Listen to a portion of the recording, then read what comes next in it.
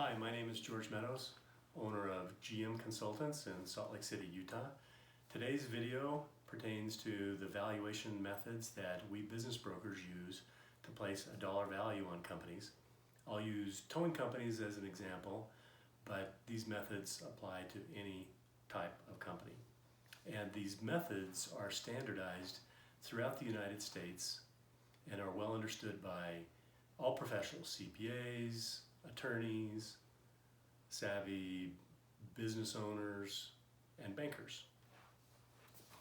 We look at the various documents from the company, such as financials, all the boring stuff like tax returns, P&Ls, balance sheets. The more interesting stuff like their assets. In the case of towing companies, we're talking about all their tow trucks and trailers. And then it's essential that we understand the personality of the company. What's leadership like? What are the key people doing in the company? Who are the key customers? What type of, in this case, towing are we doing? And maybe municipal contracts and so on. There are two methods. Method one is the simpler one.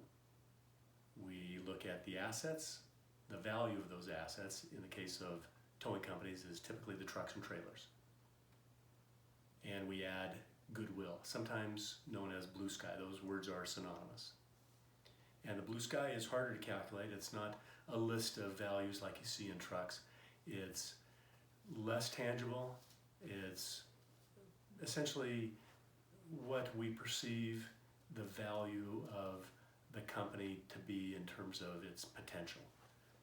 And then method two is profit-based. We take all of the information we've learned by looking at the various financial documents and we look at the profit, but this is not the net income that you're reporting to the IRS. A lot of us are trying to minimize our taxes, make that number as small as possible. But let's say that we're hiding profit in salary. Owner is paying himself $300,000, perfectly legal, but that's really maybe a couple $100,000 or more that could be profit in the hands of a different owner. Or interest on your trucks. The new owner is not using debt, so there's no interest. That's another form of profit for that new owner. Or market rate rents and so on. We have a lot of things that we look at. Ultimately, our goal is to come up with an adjusted profit number. And there is a name for that term. It's EBITDA. It's spelled EBITDA. EBITDA is essentially adjusted profit. And if you want more information on EBITDA, Google it. You might as well Google business valuations while you're at it and get a few more details. We multiply that EBITDA number by a factor.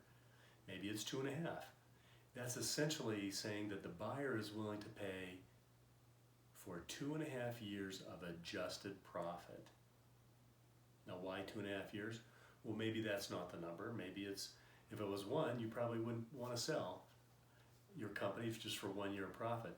If it was 6, then the buyer would say, man, I'm working 6 years for this guy before I make money on my own. So the solution is somewhere in between, and that's the secret sauce for figuring out the true value of the company. It's not easy, but now you've got a little bit of an idea. So if there are these two methods, you thankfully get the better of the two.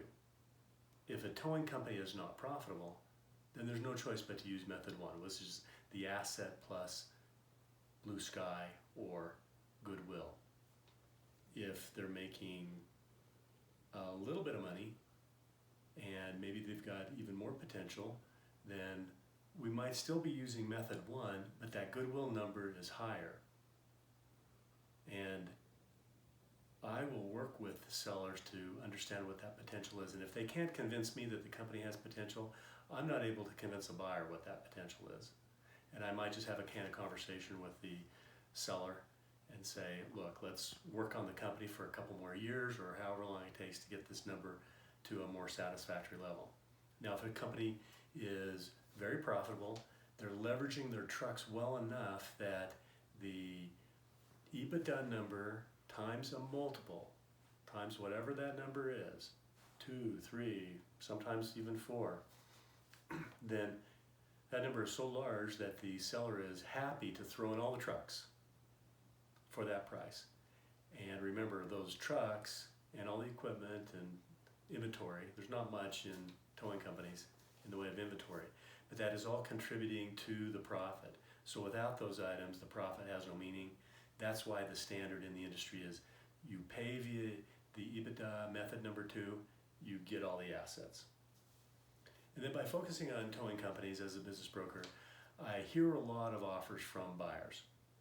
I hear what their logic is. Why are they paying this? What do they like and not like? And that helps me advise new clients in the future as to what the realistic values are. I feel like I'm the boots on the ground, really understanding what those values are. And when we have the correct value, it's really hard for a buyer to argue. At that point, we can say, we've got a properly valued company. Now you, buyer, do you have the guts and the bucks to make this deal? I'll discuss a couple of quick examples of recent sales that I've made. One was a small towing company, $900,000. It had 9 power units and was moderately profitable. We used method 1.